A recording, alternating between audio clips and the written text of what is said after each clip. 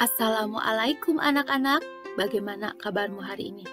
Mudah-mudahan kalian dalam keadaan sehat dan tetap semangat mengikuti pembelajaran. Hari ini kita akan belajar tema 4, sehat itu penting, subtema 2, gangguan kesehatan pada organ peredaran darah, pembelajaran ke-5 dan 6. Setelah berolahraga bela diri, tiba-tiba kepala Edo terasa pusing. Edo teringat jika peredaran darah pada tubuhnya pernah terkena gangguan tekanan darah rendah. Kemudian, Edo beristirahat di ruang UKS. Tahukah kamu penyebab terjadinya tekanan darah rendah? Tekanan darah rendah disebabkan terjadinya penurunan tekanan darah. Nama dan penyebab gangguan pada peredaran darah manusia. Yang ke-1, jantung koroner. Penyebab jantung koroner adalah adanya penyumbatan pembuluh darah dalam jantung, misalnya lemak. Yang kedua, varises. Penyebab varises adalah tekanan darah yang terlalu besar dan jumlah darah yang dipompa oleh jantung terlalu banyak. Umumnya terjadi pada bagian betis. 3. Hipertensi. Penyebab hipertensi adalah tingginya tekanan darah dari tekanan darah normal, yaitu 120/80 mmHg.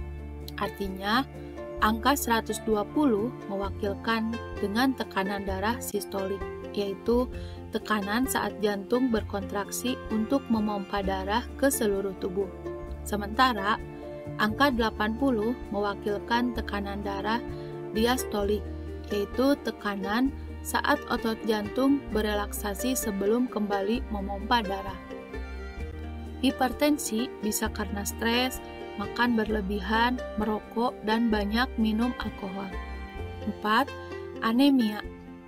Penyebab anemia diantaranya perdarahan akibat kecelakaan atau luka di bagian luar atau dalam tubuh dan kekurangan produksi sel darah merah akibat tubuh kekurangan zat besi. Kesehatan begitu penting bagi kehidupan manusia. Banyak faktor yang mempengaruhi kesehatan kita. Apa sajakah faktor-faktor yang mempengaruhi kesehatan tubuh kita? Yuk kita simak teks berikut. 4 faktor yang memengaruhi kesehatan. Kesehatan adalah anugerah yang paling berharga bagi setiap insan manusia. Buat apa banyak harta, tetapi badan kita sakit?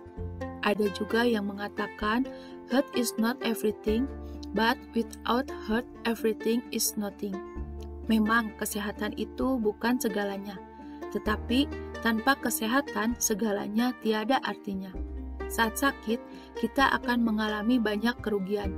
Selain biaya berobat yang mahal, waktu produktif kita juga terbuang percuma. Kita yang biasanya per jam dibayar 100.000, maka dalam satu hari saja sudah 2.400.000. Uang yang seharusnya kita dapatkan akan terbuang percuma.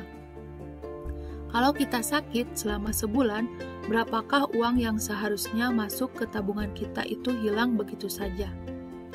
Menurut Hendrik L. Bloom, terdapat 4 faktor yang memengaruhi derajat kesehatan masyarakat, yaitu faktor perilaku, faktor lingkungan, faktor keturunan, dan faktor pelayanan kesehatan. Dari 4 faktor yang memengaruhi derajat kesehatan tersebut, ternyata faktor perilaku memiliki pengaruh yang cukup besar. Kemudian diikuti oleh faktor lingkungan, faktor pelayanan kesehatan, dan faktor keturunan. Keempat faktor di atas memiliki keterkaitan dan saling memengaruhi. 1. Faktor perilaku. Perilaku masyarakat yang sehat akan menunjang dan berdampak semakin meningkatnya derajat kesehatan.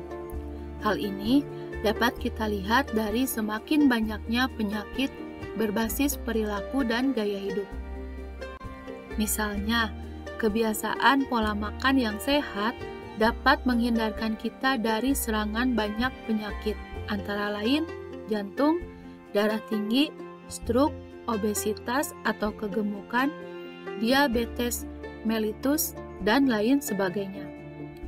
Kebiasaan atau perilaku mencuci tangan sebelum makan akan menghindarkan kita dari penyakit saluran pencernaan atau diare dan lain sebagainya. Perilaku menggosok gigi setelah makan dan sebelum tidur dapat mencegah penyakit seputar kesehatan gigi dan mulut. Dan masih banyak perilaku atau kebiasaan yang berpengaruh terhadap kesehatan. 2. Faktor lingkungan. Lingkungan yang bersih sangat berperan dalam meningkatkan derajat kesehatan masyarakat. Perbandingan angka orang sakit yang signifikan terjadi antara lingkungan yang bersih dengan lingkungan kumuh atau kotor.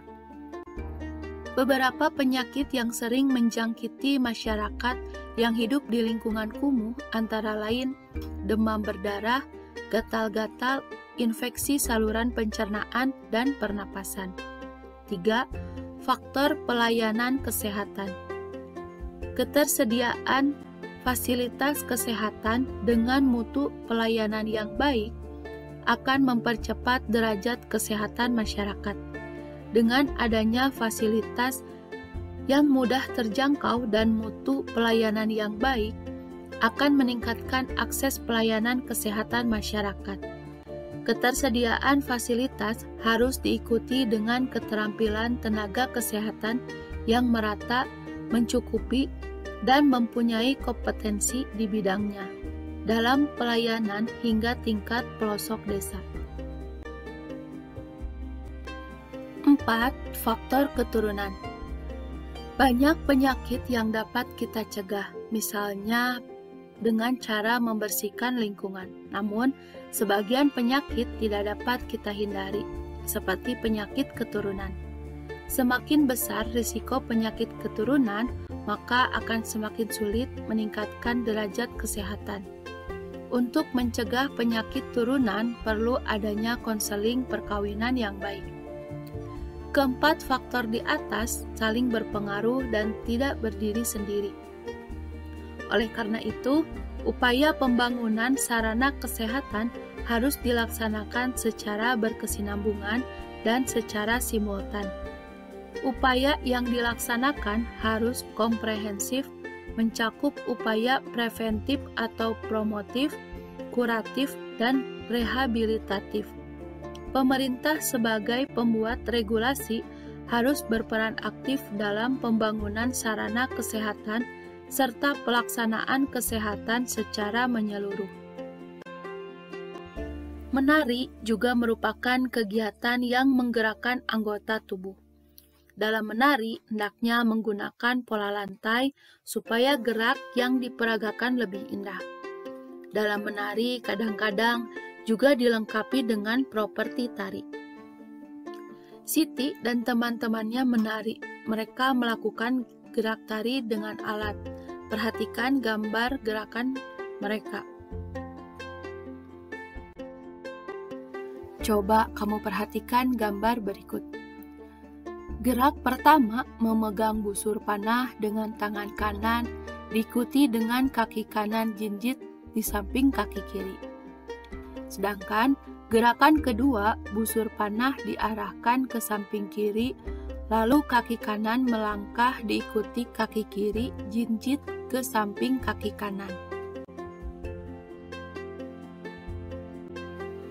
Coba kamu amati gerak-gerak tari dengan menggunakan properti berikut. Pada gerak ke-1, properti tari yang digunakan adalah selendang. Selendang diikat di perut, posisi tubuh berlutut atau timpuh. Masing-masing ujung selendang dipegang dengan jari jempol dan jari tengah, dengan posisi tangan lurus ke depan. Telapak tangan menghadap ke depan.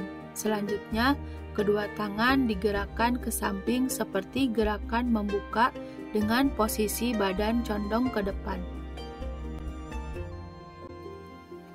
Pada gerak kedua, properti tarik yang digunakan adalah busur panah. Posisi tubuh berdiri tegak menghadap ke kiri. Tangan kanan diarahkan lurus sambil memegang busur panah. Tangan kiri tetap di samping. Selanjutnya, tangan kanan ditarik ke bawah hingga pundak. Wajah menoleh ke samping kanan dan kaki ditekuk. Selain olahraga, menggerakkan badan dengan menari juga menyehatkan. Siti selalu bersyukur atas kesehatan tubuhnya. Siti, Dayu, dan teman-temannya akan membuat gerak tari menirukan kupu-kupu terbang. Mereka akan menggunakan properti berupa selendang dan membuat berbagai pola lantai.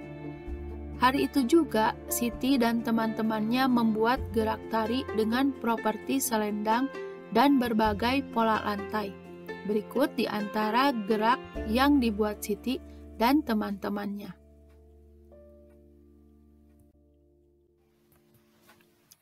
Siti dan teman-teman sepakat pada acara pentas seni akan mementas tarian dengan properti.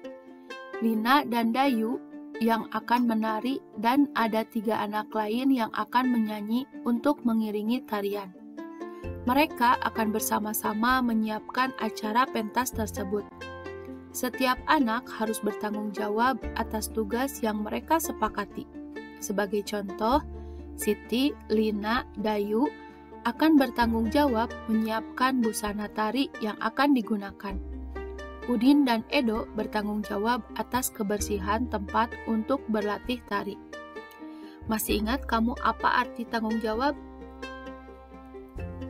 Tanggung jawab adalah sikap atau perilaku seseorang untuk melaksanakan tugas atau kewajiban yang harus dilakukan. Tubuh manusia memang hendaknya banyak bergerak. Dengan bergerak seperti berolahraga dan menari, denyut jantung akan meningkat sehingga darah beserta oksigen dan nutrisi bisa disalurkan dengan baik ke seluruh tubuh. Jarang berolahraga membuat peredaran darah di seluruh tubuh terganggu. Dampaknya, peredaran darah terganggu dan akan timbul banyak penyakit. Edo tidak mau sakit-sakitan. Oleh karena itu, Edo ingin banyak melakukan gerak. Seperti sore itu, Edo mengajak Udin bersepatu roda. Mereka beradu cepat. Jarak garis start dibuat di depan rumah Udin, sementara garis finish ada di depan toko Jaya. Yuk kita simak pantun yang diucapkan Edo dan Udin. Jalan-jalan ke kota hujan, naik turun melewati bukit. Jangan lupa gerakan badan supaya kita tak pernah sakit. Hitam legam, burung gagak.